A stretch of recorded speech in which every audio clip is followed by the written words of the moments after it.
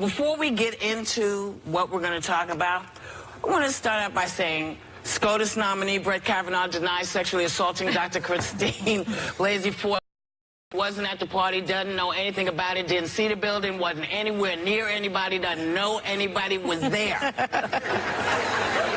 Okay, again, I repeat, she never said where the party was. So how do you know that you weren't at the party if you don't know where the party was? Yes.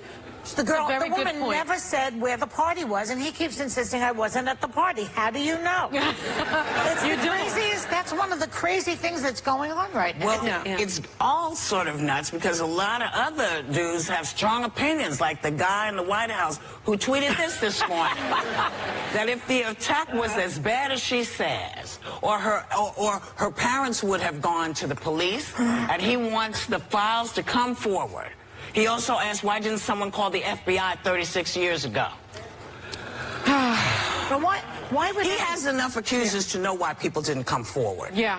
You know, he's heard it enough. We've heard this enough. Women don't want to come forward because of exactly what's happening. There. It's rape and attempted rape are the least reported crimes in our country. And still. And that is because women fear that they will not be believed.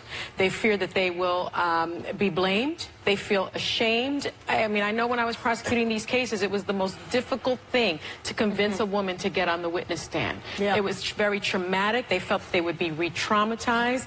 And so for the President of the United States to tweet something like that, he said it. It's just... He said it to it. And he has said it as well. I was saying this morning, unbelievable. I was saying this morning in our meeting, I've been surprised this week at how controlled for President Trump he's been through this. That's over, up till this obviously. morning. I was thinking, I'm surprised he hasn't tweeted, that he hasn't put out a statement like this, and an hour later, this happens. I can only imagine how frustrated Republican lawmakers are about this, because this just turned the tide. I think this really...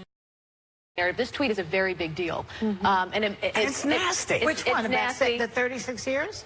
The whole thing. Why didn't she come forward? The whole thing about so why didn't she come forward.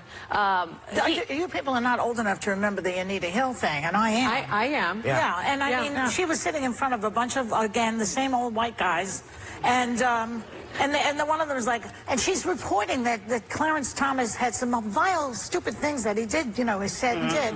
And the only thing they could say to her is, are you a scorned woman, Miss Hill? Yeah. Like as if she was only getting back at him because he wouldn't go out with her or something. Are you a scorned woman? I remember that. Yeah. And it's like, you don't want to face these people. This woman doesn't want to face these guys. She's going to do it for the country. You know, the other really frustrating thing about this whole thing is it's now the women across the board that are getting death threats, that are getting attacks. It's not just Dr. Ford.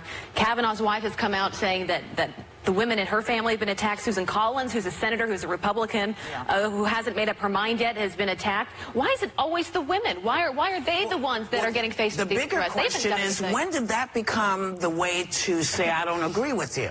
Right. When did I'm going to kill you and your family become the conversation? Right. And who said that was okay? And why are we accepting it? Why isn't everyone saying, okay, enough? Well, women can say it in November.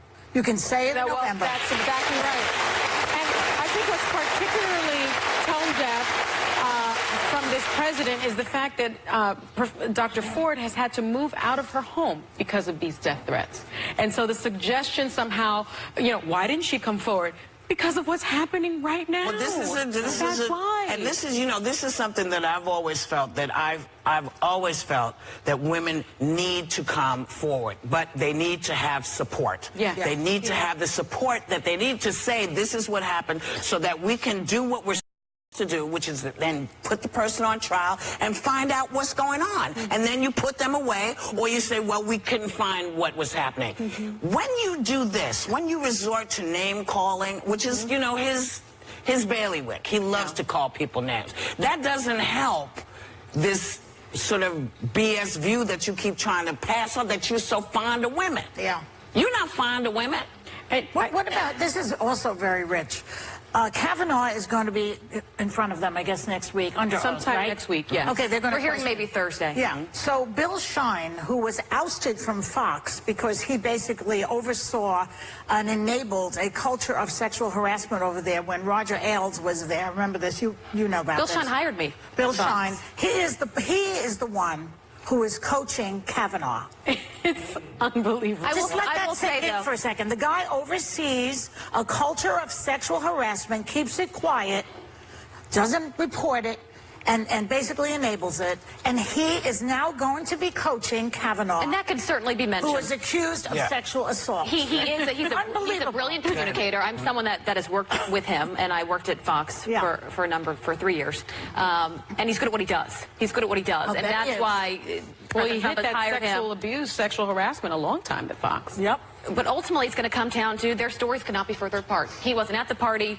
She says she was there, this happened, so stay tuned, because we have no idea where this is going to end. One more thing, whatever happened to Trump's accusers? He has 16 accusers. Where did they go, those women? Yeah. Where are they?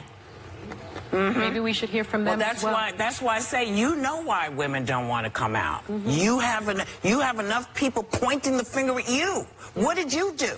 Did you threaten them? Did you say, if you come after me, you know, I'm going to turn my thing? I mean, to be this dense in 2018 after everything that's happened is kind of freaky to me. It's freaky. It's a little freaky. And to still support him freaks Well, me he's out, talking too. to the people who I guess who are threatening everybody. That's what he's talking to. Stop threatening people. Everyone on every side is threatening. What happened to civility and humankind before politics? Well, you know, because look, you say, oh, I'm so mad, I'm going to come and kill you and your family. And where does that get you? In jail. Now, all you have to say is, harumph, I don't like them, and go on and have your cigarette or your beer or whatever you do. You don't have to do that. Yeah. Because threatening people is dangerous, and I believe it's against the law. If they catch you, It's a crime. It's a crime. Stop doing it. We'll be right back. It's all very